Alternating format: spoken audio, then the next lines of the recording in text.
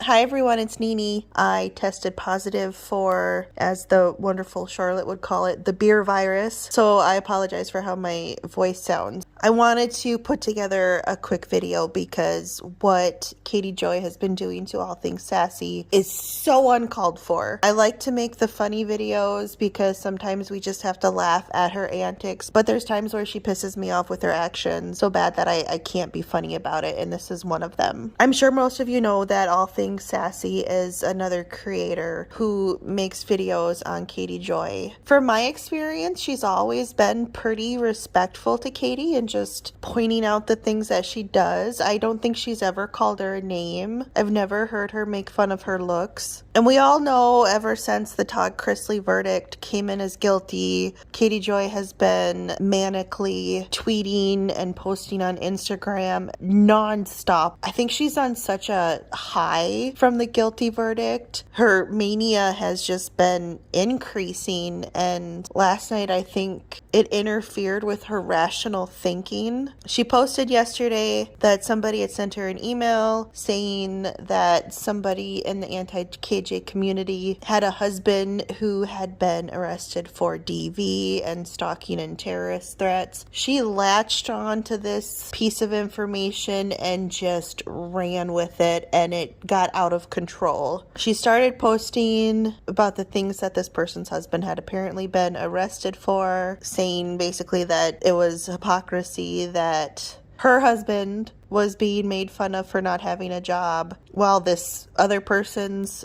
husband was not the best person. And then she couldn't control herself and blasted that it was Sassy that she was talking about. And she started threatening her and posted this on Twitter saying, "Sassy, I'd like you to tell your audience about your husband with numerous arrests and who is on supervised probation. Could you please send me a tip? I found his 7 mugshots too. Please do not interact with this woman, for my sake. She has literally done horrible things to my family." In my opinion, that's not true. I don't think Sassy's ever come for your family. She goes on to say, with Todd Chrisley's conviction, it's time to fully expose the people that encouraged him, gave him fake evidence, and helped him harass me. Meet Sassy. She likes to message people and warn people about me. Her husband is a criminal with a laundry list of arrests. She helped my stalker, Natalie Kennett, harass me. She actively tries to harm my family and promotes lies that I'm a child abuser.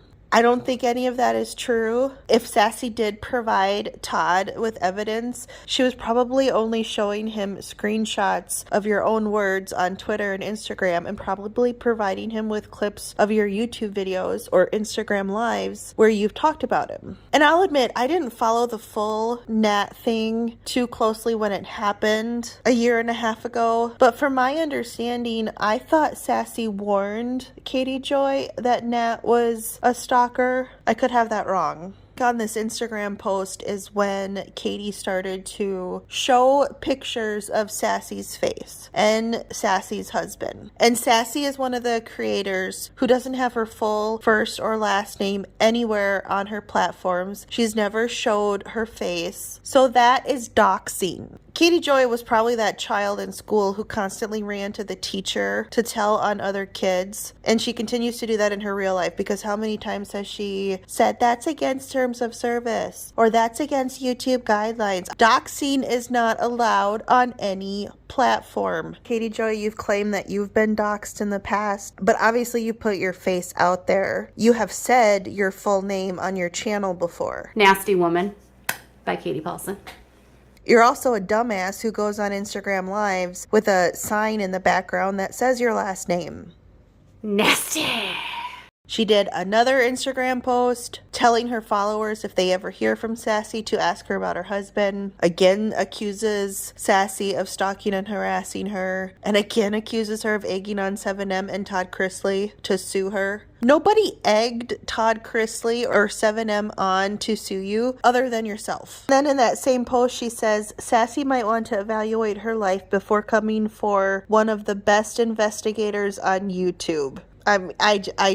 For sake. I mean, geez. You are not one of the best investigators on YouTube. Just because you sit at home and lock yourself in your bedroom and pay $100 for court records and look into people's property records and check Instagram to see who's liked whose post and who is following who, that does not mean you are a good investigator. A true good investigator, when they come across information, they would take the time to back it up by a second source or fully verify that information is correct before they bring it public, and you do not do that, in my opinion. So Katie Joy had said that she had found the mugshots of Sassy's husband, so on Twitter she decided to blast them all over the place. That was not enough. She then had to go and make a post and call out Sassy by her real first and last name and include a bunch of pictures of her. That is doxing. That is bullying. That is harassment. This is why people make videos pointing out your shit, because you hurt other people. When Katie Joy's fans show up in my comment section, it's usually to call me a bully. I got a lot of those comments on my video I posted yesterday, that I was a bully and that somebody was going to report my channel for harassing her.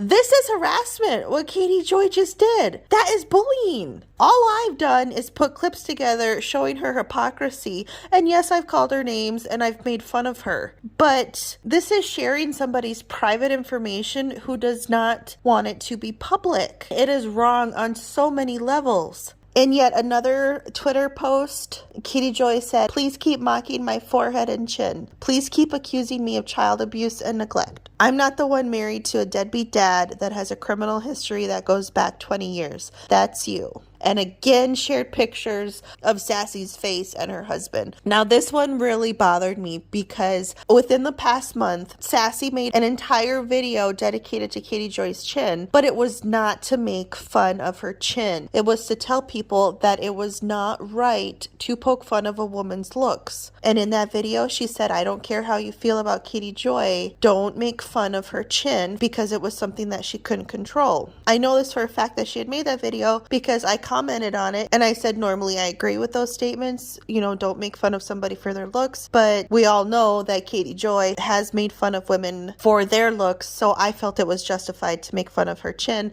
And Sassy had responded and said something about agree to disagree. So she was still standing up for Katie Joy and saying that it was not right to make fun of her looks. And I went to Sassy's channel because I was gonna show a couple clips from that video of her defending Katie Joy and her chin, but Sassy deleted all of her videos. So you have bullied another creator so bad that she had to remove all of her content. And I do believe this might be the second time that Sassy has had to do this, because I think she did it about a year ago when the Nat stuff was going on. I think she had some videos and then had to delete them because of bullying. And now you have done it again.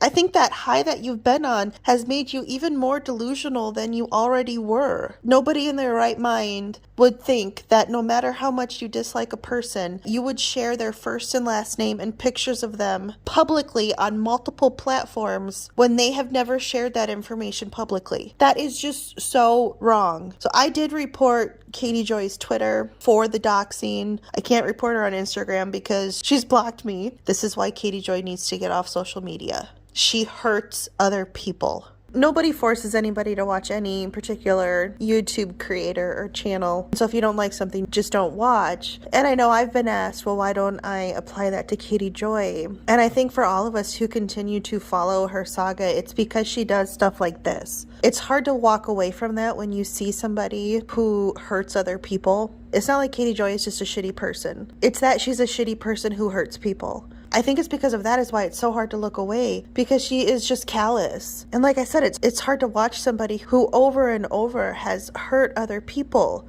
And I'm compassionate, damn it.